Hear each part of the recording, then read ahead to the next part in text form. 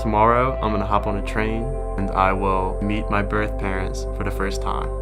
This has been 19 years in the making, and I'm extremely nervous. I want to see what he looks like in person, his voice, his smile, my hug I've been waiting for. Kind of wondered, does he hate us? Yeah, I think it's caused a lot of depression from time to time. The reality is David was seconds, literally, for not being here. It's kind of a bittersweet because I wanted him. We're gonna all fill in this missing piece of the puzzle that has been in all 3 of our lives. It's going to be an overwhelming experience. I'm nervous, but I'm really excited.